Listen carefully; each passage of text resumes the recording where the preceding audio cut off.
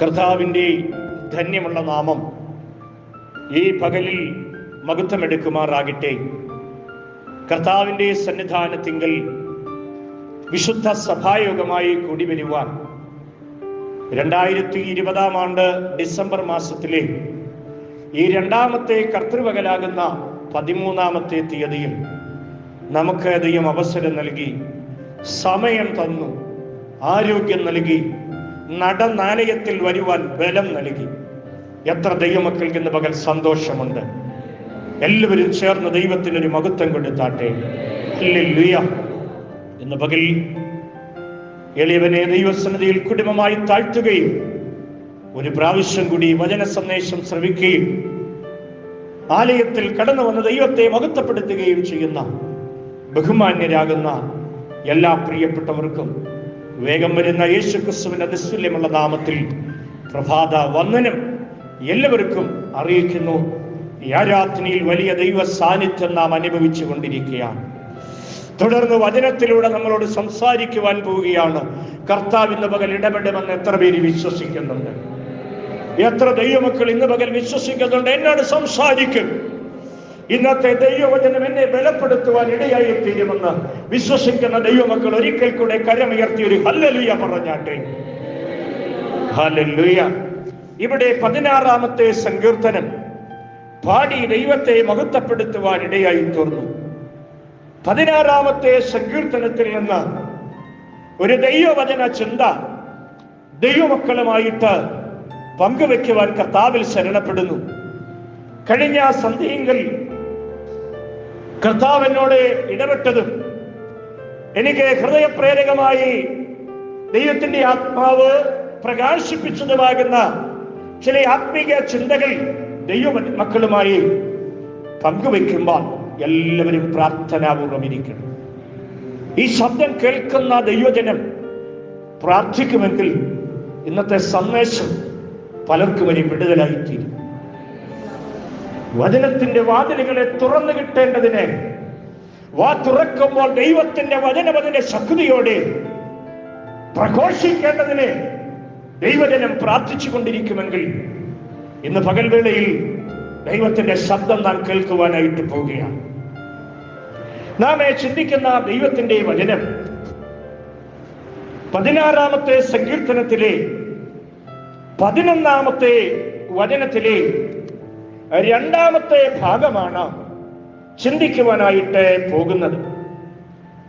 നിന്റെ സന്നിധിയിൽ സന്തോഷ പരിപൂർണതയും നിന്റെ വലത്തുഭാഗത്ത് എന്നും പ്രമോദങ്ങൾ ഉണ്ട്. എല്ലാവരും വിശുദ്ധ ബൈബിൾ എടുത്ത് ആ വചനം വിശ്വാസയോഗ്യമാണെന്നും ആ വചനത്തിന്റെ മേലൊന്ന് തൊട്ട് നമുക്ക് ഒരുമിച്ച് ഒന്ന് വായിക്കുവാനായിട്ട് ഇടയായി തീരട്ടെ. വായിച്ച സങ്കീർത്തനത്തിലെ സമാപന വാക്യത്തിലെ അതിന്റെ 2-ാമത്തെ ഭാഗം ഒരാൾ ശബ്ദമുയർത്തി വായിക്കുകയും ഒരുമിച്ച് ബാക്കി എല്ലാവരും ചേർന്ന് ഒന്ന് പറയുകയും ചെയ്യട്ടെ. ഒരാൾ ശബ്ദമുയർത്തി വായിക്കുമല്ലോ.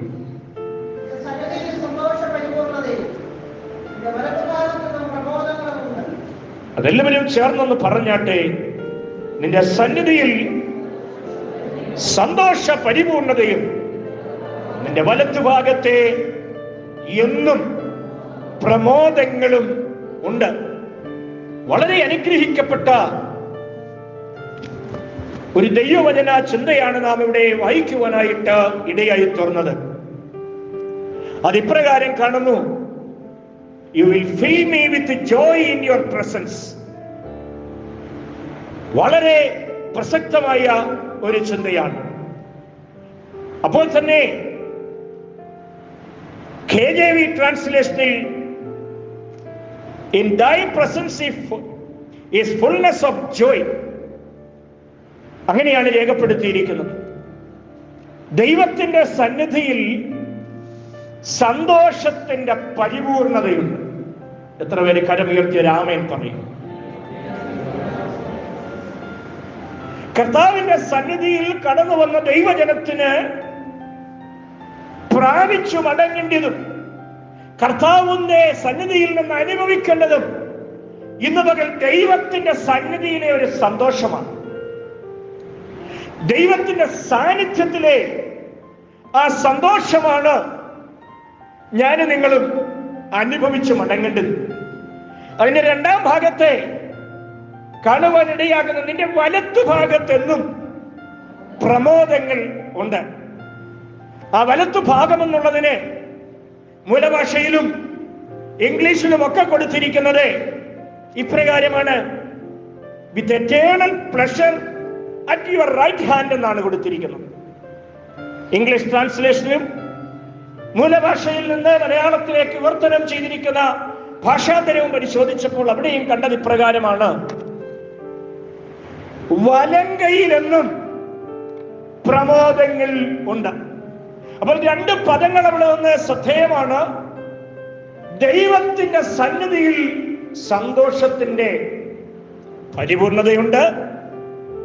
രണ്ട്, ദൈവത്തിന്റെ വലങ്കയിൽ സന്തോഷമുണ്ട്. ആ പ്രമോദങ്ങൾ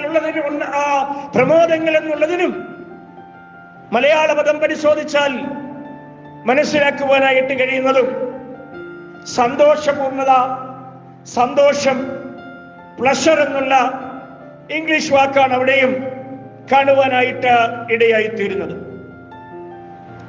അങ്ങനെയാണെങ്കിൽ സന്തോഷത്തിന്റെ പരിപൂർണത ദൈവത്തിന്റെ സന്നിധിയിൽ ഉണ്ടെങ്കിൽ ദൈവത്തിന്റെ വലങ്കയിൽ അതിന്റെ ഒരു നിറവിനെ കാണുവാനായിട്ടിടയായിത്തീരുന്നു.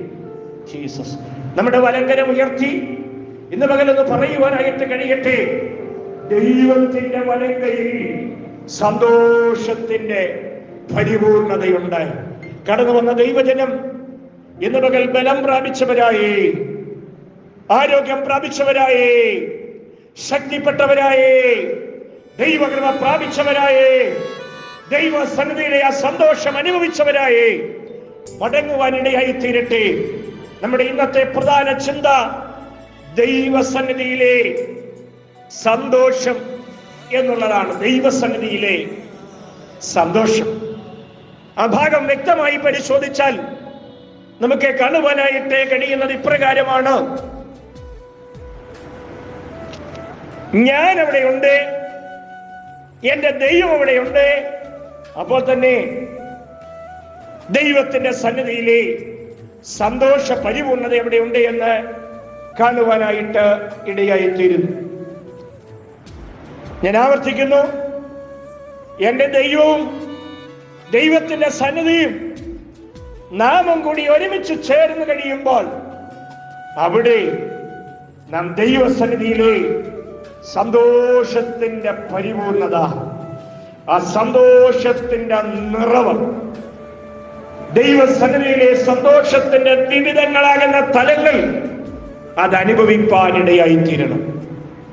സന്തോഷം അനുഭവിക്കുന്നത് ഒന്ന് ദൈവത്തിന്റെ സന്നിധിയിലാണ്. അതായത് പ്രാർത്ഥനയിൽ, ആരാധനയിൽ, കൂട്ടായ്മയിൽ, ദൈവവചനത്തിൽ നാം എപ്പോൾ ദൈവത്തിന്റെ സന്നിധിയിൽ ഇരിക്കുന്നോ അപ്പോൾ നാം ദൈവത്തിന്റെ സന്തോഷങ്ങൾ അനുഭവിപ്പാനിടയായിത്തീരും. എത്ര ദൈവമക്കൾക്ക് ഇന്ന് പറയുവാനായിട്ട് കഴിയും: ഞാൻ എൻ്റെ ദൈവത്തിന്റെ സന്നിധിയിൽ ഇരിക്കുന്ന സമയമാണ് എൻ്റെ ജീവിതത്തിൽ ഏറ്റവും സന്തോഷകരമായ നിമിഷം എന്ന് പറയുന്നത്. കർത്താവിന്റെ സന്നിധിയിൽ പ്രാർത്ഥനയ്ക്ക് ചെലവിടുന്ന സമയമാണ് എൻ്റെ ജീവിതത്തിലെ ഏറ്റവും സന്തോഷകരമായ നിമിഷം. അല്ല, എൻ്റെ ദൈവത്തിന്റെ സന്നിധിയിൽ ഉപവാസത്തോടെ ആയിരിക്കുന്ന സമയങ്ങളാണ് എൻ്റെ ജീവിതത്തിലെ സന്തോഷകരമായ അനുഭവം എന്ന് പറയുന്നത്.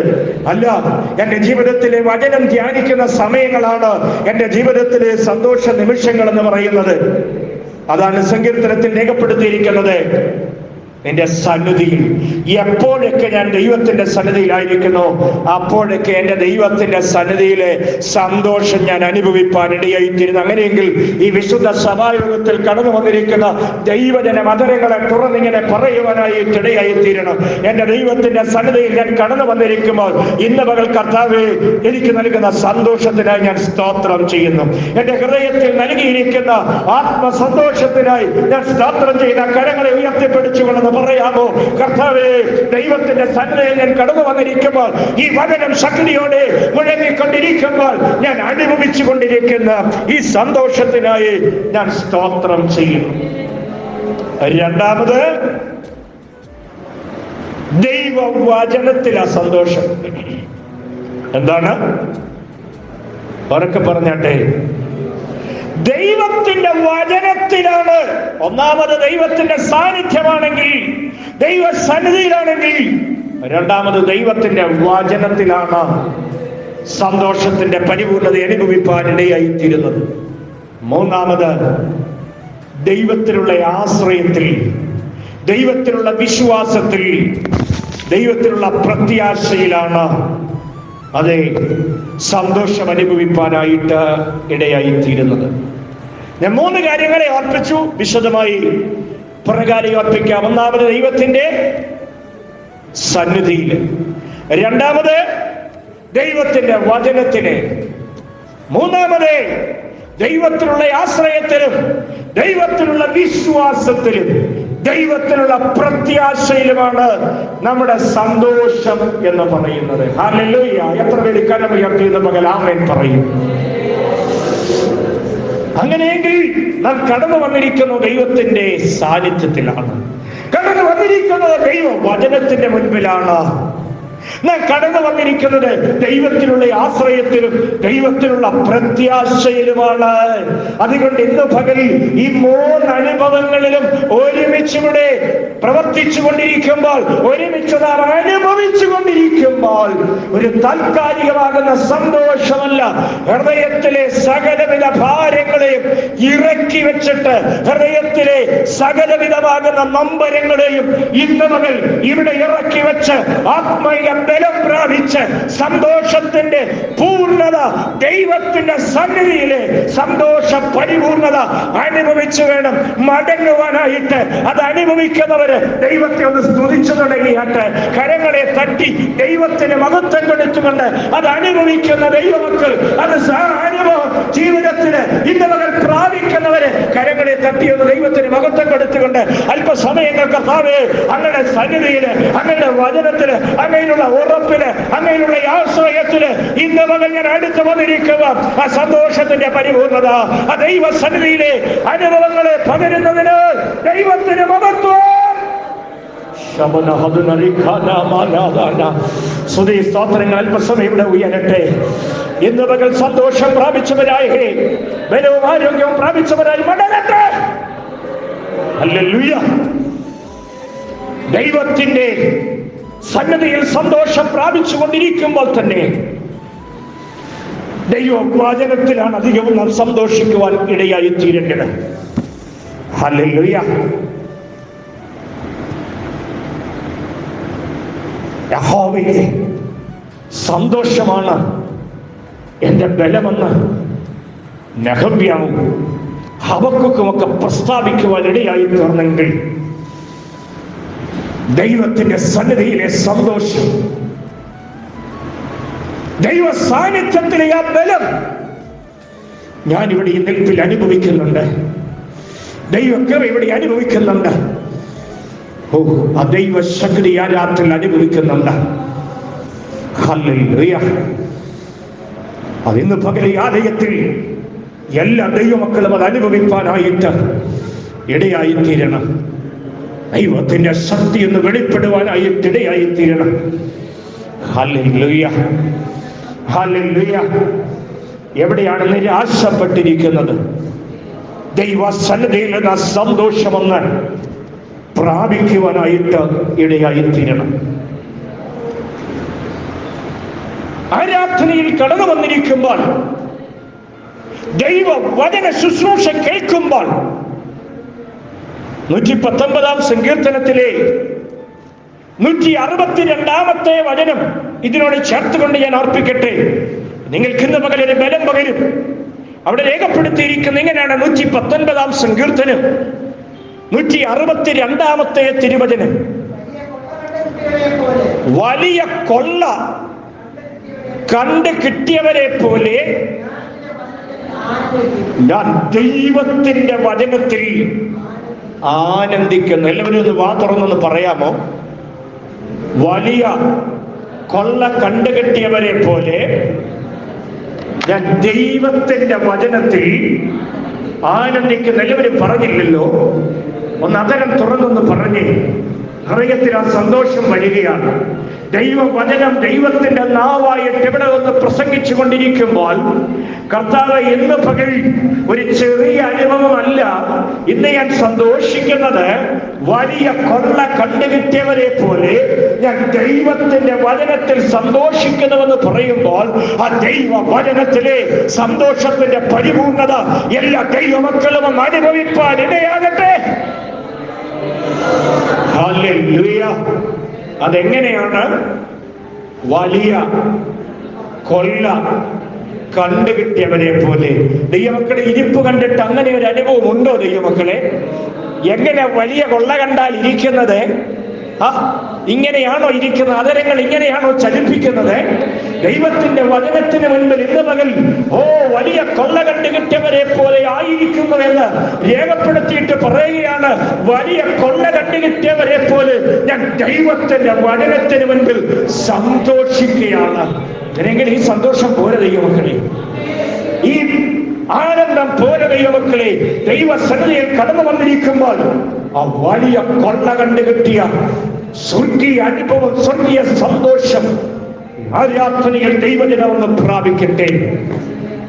ജീവിതത്തിൽ നിരാശകൾ നമ്മുടെ വ്യക്തിപരമായ അനുഭവങ്ങളിൽ പലപ്പോഴും ഉണ്ടാകാറുണ്ട്. കഴിഞ്ഞ ചില മാസങ്ങൾക്ക് മുൻപ്, അതായത് 4-ാം മാസത്തിൽ, ഏപ്രിൽ മാസത്തിൽ, നമ്മുടെ മനോരമ ദിനപത്രത്തിൽ സൺഡേ സപ്ലിമെന്റിൽ സ്വപ്നപ്പറവ എന്ന പേരിൽ ഒരു പെൺകുട്ടിയെ കുറിച്ച് ഒരു ലേഖനം ഇങ്ങനെ വന്നിരുന്നു. നിങ്ങളിൽ പലരും വായിച്ചു കാണും. ഞാൻ എവിടെയോ മുൻപൊന്ന് ഓർപ്പിക്കുകയും ചെയ്തു. ഇവിടെയാണോ എന്ന് ഓർക്കുന്നില്ല. സ്വപ്നപ്പറവ എന്ന് എഴുതിയിരിക്കുന്ന ആ കുട്ടിയുടെ പേര് ജിലുമോൾ മരിയറ്റ്. ആ കുട്ടിയുടെ പ്രത്യേകത, 2 കൈകളും ഇല്ലാതെയാണ് ജനിക്കുവാൻ ഇടയായി തീർന്നത്. 2 കൈകളും ഇല്ലാതെ ജനിച്ചു. 4.5 വയസ്സായപ്പോൾ അമ്മ മരിച്ചുപോയി. അതിനുശേഷം ആ കുഞ്ഞിനെ ചെത്തിപ്പുഴ ഒരു അനാഥാലയത്തിൽ കൊണ്ടയാക്കി. അവിടെയാണ് ആ കുഞ്ഞ് വളർന്നത്. ശ്രദ്ധിച്ചോ എല്ലാവരും?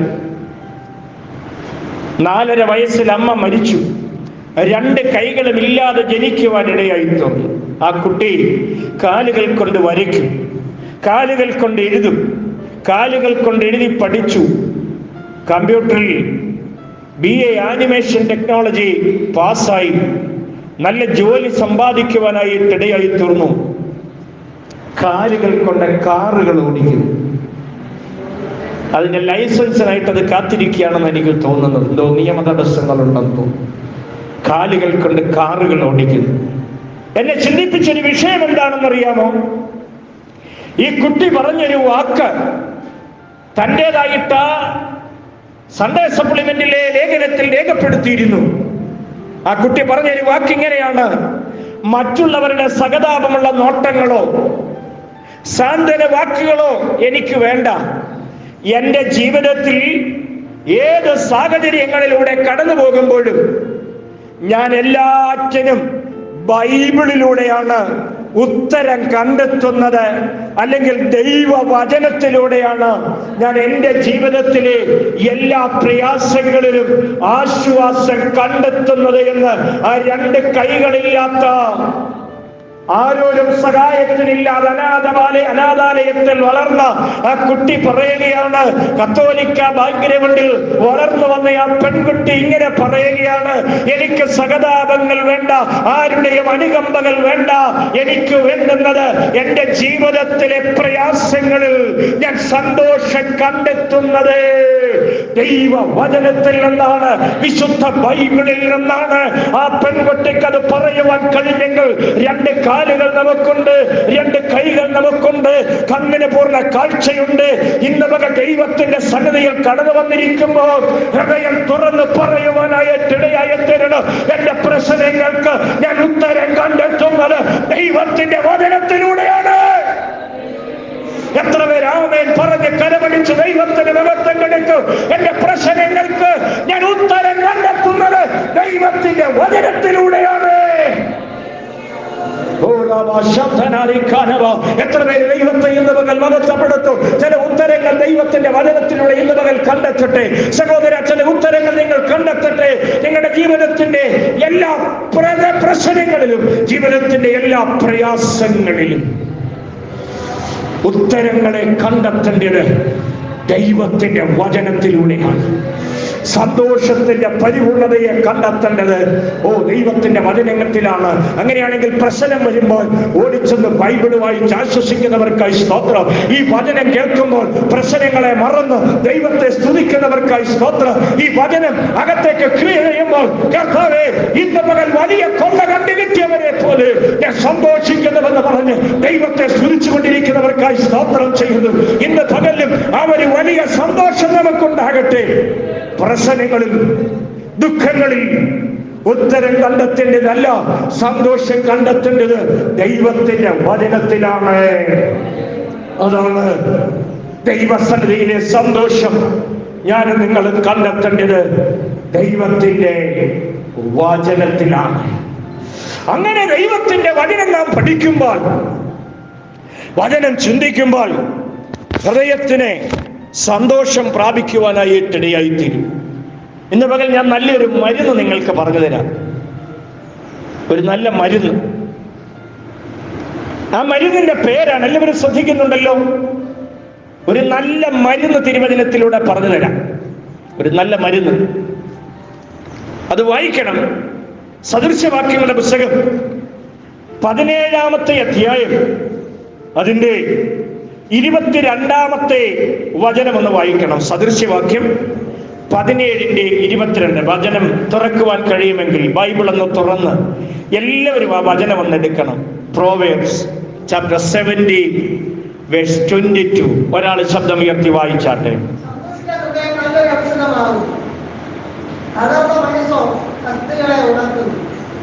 സന്തുഷ്ട ഹൃദയം നല്ലൊരു ഔഷധമാകുന്നു.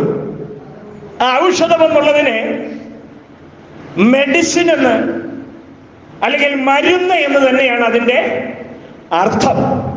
അത് ഇംഗ്ലീഷിൽ ഇങ്ങനെയാണ് കാണുന്നത്: a joyful heart is good medicine, അല്ലെങ്കിൽ a cheerful heart is good medicine. അങ്ങനെയാണെങ്കിൽ ഒരു നല്ല മെഡിസിൻ എന്ന വകയിൽ ഞാൻ ദൈവമക്കൾക്ക് പരിചയപ്പെടുത്തുകയാണ്. ഒരു നല്ല മെഡിസിൻ. ആ മെഡിസിന്റെ പേരെന്താ? സന്തുഷ്ട ഹൃദയം. സന്തോഷമുള്ള ഹൃദയമാണ് ഏറ്റവും നല്ല ഔഷധം, ഏറ്റവും നല്ല മെഡിസിൻ. സ്തോത്രം. എത്ര പേര് സ്തോത്രം പറയും? ഏറ്റവും നല്ല മരുന്ന്. സ്തോത്രം. നമ്മളെല്ലാം മരുന്ന് തപ്പി നടക്കുന്നവരല്ലേ? ഇപ്പോൾ ഇത് മരുന്നിന്റെ കാലഘട്ടമാണ്. പ്രതിരോധ വാക്സിൻ എടുക്കാൻ ഇങ്ങനെ ലോകം തയ്യാറാകുന്നു. ഗൾഫ് രാജ്യങ്ങളിൽ ചിലയിടത്തൊക്കെ പ്രതിരോധ കുത്തിവയ്പ്പുകൾ, കോവിഡ് വാക്സിൻ എടുക്കുവാനിടയായി തീർന്നു. ഗൾഫിൽ ചിലയിടത്ത്, UK-യിൽ സ്റ്റാർട്ട് ചെയ്തു, അമേരിക്ക അലോ ചെയ്തു, ഇന്ത്യ കാത്തിരിക്കുന്നു. UK-യിൽ സ്റ്റാർട്ട് ചെയ്തെങ്കിലും പെട്ടെന്ന് നിർത്തിയെന്നാണ് എൻ്റെ അറിവ്. കാരണം പെട്ടെന്നൊരു റിയാക്ഷൻ ചിലർക്കുണ്ടായി. ചില നേഴ്സുമാരെല്ലാം പരീക്ഷിച്ചത് ആദ്യം അവിടുത്തെ രാജ്ഞി ആദ്യം എടുത്ത, പിന്നെ ആരോഗ്യ പ്രവർത്തകർക്ക് കൊടുത്തു. എന്നാൽ നേഴ്സുമാർക്ക് റിയാക്ഷൻ ഉണ്ടായി, പെട്ടെന്ന് സ്റ്റോപ്പ് ചെയ്തു. കേരളത്തിലെ ഇന്നലെ നമ്മുടെ ബഹുമാന്യ മുഖ്യമന്ത്രി ഒരു പ്രസ്താവന നടത്തി. എന്താണ്? കോവിഡ് വാക്സിൻ ലഭിക്കുന്ന മുറയ്ക്ക് എല്ലാവർക്കും സൗജന്യമായി വാക്സിൻ വിതരണം ചെയ്യും. നല്ല കാര്യമാണ്. സ്തോത്രം. കാരണം 3000-ലധികം രൂപ വേണമെന്നാണ്. ഒരു ഇഞ്ചക്ഷനാണോ അതോ 2 എണ്ണമാണോ എനിക്കറിയത്തില്ല. എന്നാലും 2 ഇഞ്ചക്ഷൻ വേണം. 28 ദിവസത്തിൽ ഒരിക്കലും കാണും. എന്തുമാകട്ടെ, അപ്പോൾ ഇത് മരുന്നിന് കാത്തിരിക്കുന്ന കാലഘട്ടമാണ്. ഒരു നല്ല ഔഷധം എവിടെ ലഭിക്കുമെന്ന് നമ്മുടെ ഇൻസ്റ്റിറ്റ്യൂട്ടുകളും ലോകരാജ്യങ്ങളും കാത്തിരിക്കുകയാണ്. എന്നാൽ ഇന്ന് പകൽ വിശുദ്ധ ബൈബിൾ കരങ്ങളിൽ ഏന്തിക്കൊണ്ട് വചനത്തിലെ ഒരു ശബ്ദം ഞാനിവിടെ പ്രഖ്യാപിക്കുകയാണ്. ഇങ്ങനെ രേഖപ്പെടുത്തിയിരിക്കുന്നു: a cheerful heart is good medicine, അല്ലെങ്കിൽ a joyful heart is a good medicine. ആ വചനം ഒന്ന് ഉയർത്തിപ്പിടിച്ചാട്ടെ. എല്ലാവരും വിശുദ്ധ ബൈബിൾ എടുത്താൽ ഇത് പറയുമ്പോൾ ചിലർക്ക് സൗഖ്യം വരണം. ഇത് പറയുമ്പോൾ ചില രോഗങ്ങൾ അഴിഞ്ഞു മാറണം. വചന കരങ്ങൾ എടുത്തൊന്ന് ഉയർത്തിപ്പിടിച്ചാണ്. വചനത്തിന് ശക്തിയുണ്ട് ദൈവമക്കളെ, വചനത്തിന് ബലമുണ്ട് ദൈവമക്കളെ, വചനത്തിൽ അത്ഭുതമുണ്ട്. ഇത് പറയുമ്പോൾ തന്നെ രോഗങ്ങൾ മാറും, ഇത് പറയുമ്പോൾ തന്നെ അത്ഭുതങ്ങൾ നടക്കും. എന്താ രേഖപ്പെടുത്തിയിരിക്കുന്നത്? സന്തുഷ്ട ഹൃദയം ഒരു നല്ല ഔഷധം, ഒരു സാധാരണ ഔഷധമല്ല, പിന്നെ ഗുഡ് മെഡിസിൻ, ഒരു നല്ല ഔഷധമാണ്. ഇന്ന് പകൽ ഈ ഔഷധത്തിന്റെ ശക്തി ഇവിടെ വ്യാപരിക്കുകയാണ്. ഏറ്റവും നല്ല വാക്സിന്റെ ശക്തി ഇവിടെ വ്യാപരിക്കുകയാണ്. ഏറ്റവും മികച്ച വാക്സിൻ ഇതാ ദൈവ വചനത്തിന്റെ ശക്തി. നിങ്ങളുടെ ഹൃദയത്തിന്റെ വേദന എപ്പോൾ മാറുന്നു? ഹൃദയത്തിലെ ഭാരങ്ങളൊന്ന് മാറിക്കേ, ഹൃദയത്തിലെ നൊമ്പരങ്ങളെ ഒന്ന് മാറ്റിക്കേ. ഹൃദയം തകർന്നു പോകുന്നത് പോലെ നിങ്ങൾ വേദനിപ്പിച്ചിരിക്കുകയല്ലേ? അത് നിങ്ങളുടെ അസ്ഥികൾക്ക് ദ്രവത്വമാണെന്ന വചനം പഠിപ്പിക്കുന്നത്. ആ അസ്ഥികൾ ദ്രവിച്ചു കളയരുത്, ഹൃദയം ഭാരപ്പെട്ടിരിക്കരുത്, നമ്പരപ്പെട്ടിരിക്കരുത്. തകർന്ന ഹൃദയങ്ങളെ ഒന്ന് മാറ്റിക്കേ, തകർന്ന അനുഭവങ്ങളെ മാറ്റിക്കേ. മറിച്ച് പറ, ദൈവവചനം എനിക്ക് ജീവൻ പകരുന്നതാണ്. ഓ, സന്തുഷ്ട ഹൃദയം ഒരു നല്ല ഔഷധമാകുന്നെങ്കിൽ ഒരു 2 ഡോസ് സ്വീകരിക്കാൻ എത്ര പേര് തയ്യാറാകുന്നുണ്ട്? പ്രതിരോധ ഔഷധം 2 തവണയാണ് സ്വീകരിപ്പാൻ പറയുന്നെങ്കിൽ ഇന്ന് പകൽ ഈ ആരാധനയിൽ അത് ദൈവവചനമാകുന്ന, ദൈവസന്നിധിയിലെ സന്തോഷമാകുന്ന ഈ ഔഷധമെന്ന് സ്വീകരിക്കേണ്ട ദൈവമക്കളെ, ഇപ്പോൾ തന്നെ അതൊരു വിടുതലായി മാറും. എത്ര പേര് വിശ്വസിച്ച് ആമേൻ പറയും? എന്റെ ഉള്ളം ശക്തിയാൽ ഇന്ന് പകൽ നിറയുകയാണ്. ദൈവത്തിന്റെ ശക്തിയാൽ ഇന്ന് പകൽ എന്റെ ഉള്ളം നിറയുകയാണ്. ദൈവ സാന്നിധ്യം അനുഭവിക്കുകയാണ്. ഹല്ലേലൂയ. നിങ്ങളുടെ ആ തകർന്ന ഹൃദയത്തിന്റെ അനുഭവങ്ങളെ ഒന്ന് മാറ്റിക്കേ. അങ്ങനെ വേദനപ്പെട്ടിരുന്നാലേ എങ്ങനെയായിത്തീരും? അത് അസ്ഥികൾക്ക് ദ്രവിപ്പിച്ച് കളയുന്നതാണ്. ആരാധനയിൽ വന്നേച്ചാലും വേദനിച്ചിരിക്കരുത്, ആരാധനയിൽ വന്നേച്ചാലും ഭാരപ്പെട്ടിരിക്കരുത്, ആരാധനയിൽ വന്നേച്ചാലും മയങ്ങിയിരിക്കരുത്. അതോടെ ഇല്ലാത്ത ക്ഷീണം കൂടെ വലിച്ചോണ്ട് പോകും. കാരണം സ്തുതിക്കുന്നവരെല്ലാം കൂടെ എന്ത് ചെയ്യുമെന്നറിയാമോ? അവർ ഈ ഔഷധമെല്ലാം ഉപയോഗിക്കും.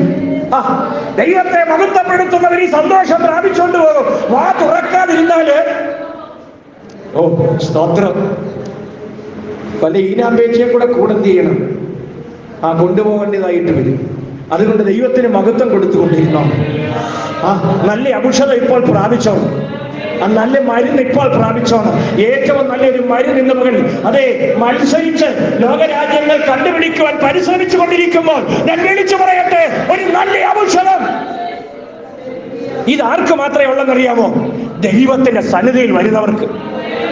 കർത്താവ് യേശുവിനെ രക്ഷിതാവും കർത്താവുമായിട്ട് അംഗീകരിച്ച് കർത്താവിന്റെ കൽപ്പനകളെ അനുസരിച്ച് ദൈവത്തിന്റെ പാദപീഠത്തിൽ ഓരോരോ കണ്ണുനീരുകളെ ഒഴുക്കി ദൈവത്തിന്റെ സന്നിധിയിൽ ഹൃദയം പകരുന്നവർക്കുള്ളതാണ് ഈ സന്തോഷം എന്ന് പറയുന്നത്. എത്ര പേര് വിശ്വസിക്കുന്നുണ്ട്? തെളിവ്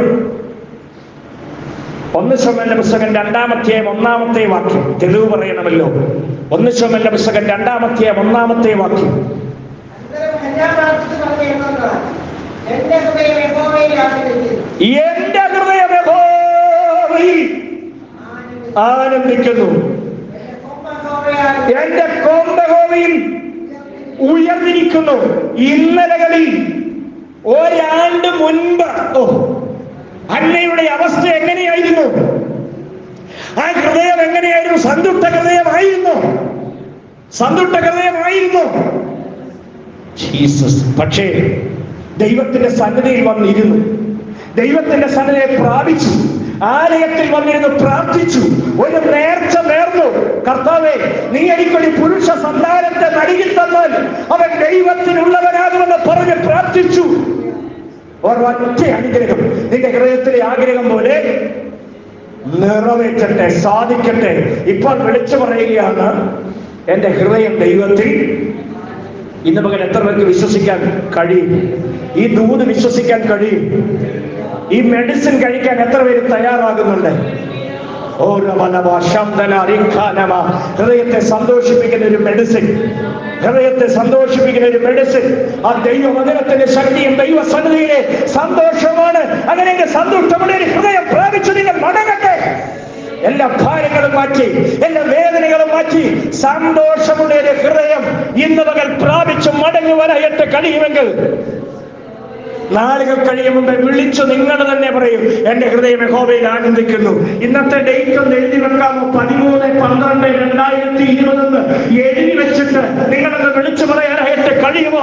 കർത്താവേ, യഹോവയിലെ സന്തോഷം എന്റെ ബലമാകൊണ്ട് എന്റെ ഹൃദയത്തിലെ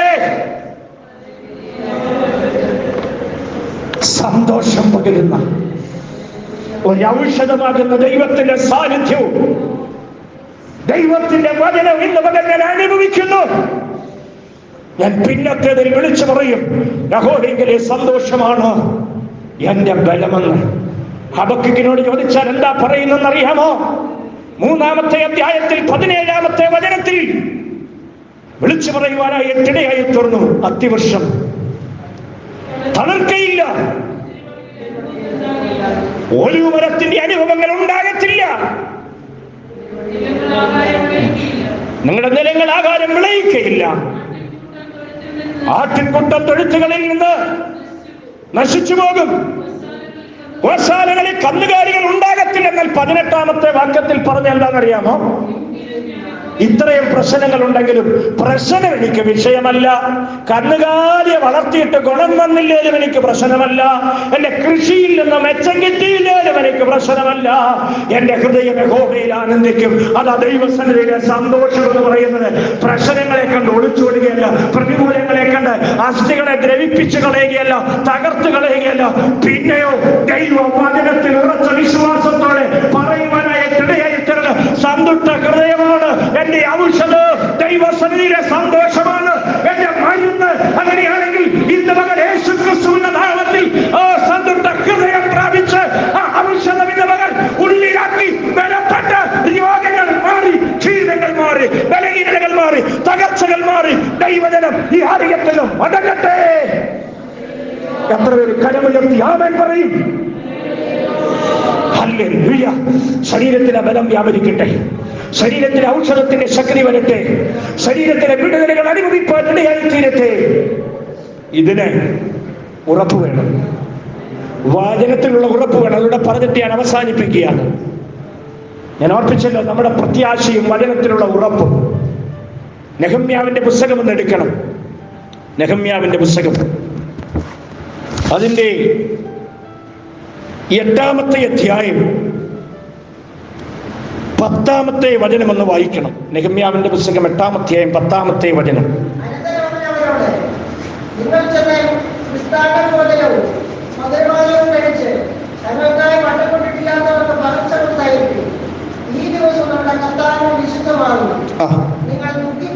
നിങ്ങൾ ദുഃഖിക്കരുത്, യഹോവയിങ്കലെ സന്തോഷം നിങ്ങളുടെ ബലമാകുന്നു. ശ്രദ്ധിച്ചേ, the joy of the Lord is your strength. യഹോവയിങ്കലെ സന്തോഷം നിങ്ങളുടെ ബലമാകുന്നു. നിങ്ങൾ ദുഃഖിക്കരുത്. കാരണം ദൈവസന്നിധിയിലെ ആ സന്തുഷ്ട ഹൃദയത്തോടെ വരുമ്പോൾ ഒരു നല്ല മെഡിസിൻ, ഏറ്റവും നല്ല മെഡിസിൻ ഇന്ന് പകൽ ഇവിടെ വിതരണം ചെയ്തുകൊണ്ടിരിക്കുന്നത്. ആ മെഡിസിൻ ഒന്ന് അനുഭവിച്ച് വേണം മടങ്ങാനായിട്ട്. എല്ലാ തകർച്ചയും മാറും, എല്ലാ പ്രശ്നങ്ങളും മാറും. എത്ര പേര് വിശ്വസിക്കുന്നുണ്ട് ദൈവമക്കളെ? ഈ കളരി മർമാണി തൈലക്കാരൊക്കെ പറയുമല്ലോ, അവര് പറയുന്ന പിന്നെ ഒരു രോഗവും ഇല്ലെന്നാണ് പറയുന്നത് അല്ലേ? കോച്ചെ, കുളത്തെ, മരപ്പെ, പെരിപ്പ, ഇരുന്നിട്ടെഴുന്നേക്കാൻ വയ്യ, കിടന്നിട്ടെഴുന്നേക്കാൻ വയ്യ, തണ്ടല്ലി വേദന, നട്ടല്ലി വേദന, നാഡീ വേദന, ഇവയ്ക്കെല്ലാറ്റിനും ഒരു ഉത്തമ ഔഷധമാണ് ഞങ്ങളുടെ മർമാണി തൈലം. ഒരവൻ സകത്ത് തേച്ചാലോ അവൻ അകത്ത് കഴിച്ചാല് കൃമി വില ശല്യമെല്ലാം മാറിക്കിട്ടും. തലയിൽ തേച്ച് പുരട്ടിയാലോ തലവേദന കൊണ്ട് മാരകമായ എന്ന് പറഞ്ഞാൽ അവര് പറയുന്നത് ഈ ഔഷധം അങ്ങോട്ട് പുരട്ടുകയോ കുടിക്കുകയോ കടിക്കുകയോ ചെയ്താൽ പിന്നെ യാതൊരു രോഗങ്ങളുമില്ല. അവരത് പറയുന്നെങ്കിൽ ഈ വചനം വിശ്വസിച്ചുകൊണ്ട് പറ, യഹോവയിങ്കലെ സന്തോഷം എന്റെ ബലമായത് കൊണ്ട് ഈ ഔഷധം ഇന്നു പകൽ എന്റെ ശരീരത്തിലും അസ്ഥികളിലും ഞരമ്പുകളിലും ഉദരത്തിലും വയറ്റിനകത്തും വയറ്റിലെ ഓരോ അവയവങ്ങളിലും ശാരീരിക അവയവങ്ങളിലും ഈ ദൈവസന്നിധിയിലെ യഹോവയിങ്കലെ ശക്തി, ദൈവ സാന്നിധ്യമാകുന്ന ദൈവസന്നിധിയിലെ സന്തോഷം എന്റെ അകത്ത് പകരുകയാണ്. എത്ര പേരത് വിശ്വസിക്കുന്നുണ്ട്? ഹല്ലേലൂയ. ആ ഭാഗം വിശദമാക്കുവാൻ എനിക്ക് സമയമില്ല. എന്താ അവിടുത്തെ വിഷയം എന്നറിയാമോ? 8-ാമത്തെ 2-ാമത്തെ വാക്യം വായിക്കുമ്പോൾ കാണുന്നു, രാവിലെ മുതൽ അവര് വചനം വായിച്ചു കൊണ്ടിരുന്നു. വായിച്ച് കേൾപ്പിക്കുവാനായിട്ടിടയായി തീർന്നു. വചനം വായിച്ച് കേൾപ്പിച്ചു. എന്നിട്ട് 10ാമത്തെ വാക്യത്തിൽ പറയുകയാണ്, നിങ്ങൾ ദുഃഖിക്കരുത്, യഹോവയെങ്കിലെ സന്തോഷമാണ് നിങ്ങളുടെ ബലം. ഇനി എല്ലാവരും ശ്രദ്ധിക്കണം. 12ാം വാക്യം വായിക്കുമ്പോൾ എല്ലാവരും കേൾക്കണം, ആരും അലക്ഷ്യമായിട്ടിരിക്കരുത്. നെഹമ്യാവ് 8:12. തങ്ങളോട് പറഞ്ഞ വചനം ബോധ്യമായത് കൊണ്ട് ജനമെല്ലാം പോയി തിന്നുകയും കുടിക്കുകയും പകർച്ച കൊടുത്തയക്കുകയും അത്യന്തം സന്തോഷിക്കുകയും ചെയ്ത്. എപ്പോഴാണെന്നറിയാമോ? കേട്ട വചനം ബോധ്യമായപ്പോൾ. അങ്ങനെയാണെങ്കിൽ വിടുതലിന് തടസ്സം എന്താ? ദൈവവചനം ബോധ്യമാകാത്തതുകൊണ്ട്. എന്താ ഇപ്പോഴും അസ്ഥികൾ ദ്രവിച്ചതുപോലെ കല്ല് പോലെ ഇരിക്കുന്നറിയാമോ? വചനമകത്ത് ഗ്രഹിക്കാത്തത് കൊണ്ടാണ്. വചനം കേട്ടപ്പോൾ അവരിപ്പോൾ പറയുകയാണ്, വചനം ബോധ്യമായി, വചനം അകത്തി എന്നു.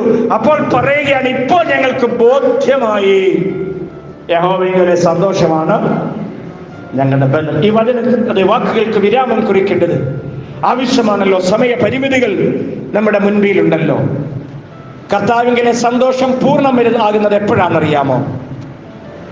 നാം കർത്താവിനോട് കൂടെയായിരിക്കുമ്പോഴാണ്.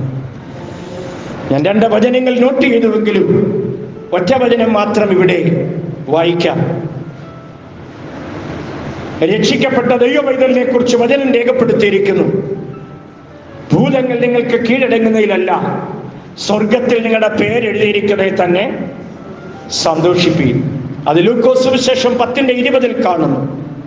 അപ്പോൾ തന്നെ യോഹന്നാന്റെ സുവിശേഷം 15-ാം അധ്യായം 10 മുതലുള്ള വാക്യങ്ങൾ വായിക്കുമ്പോൾ നിങ്ങൾ തമ്മിൽ സ്നേഹിക്കണമെന്ന് പറഞ്ഞിട്ട് 11-ാമത്തെ വചനത്തിൽ യേശു കർത്താവ് ഇങ്ങനെ പറയുവാൻ ഇടയായി തീർന്നു,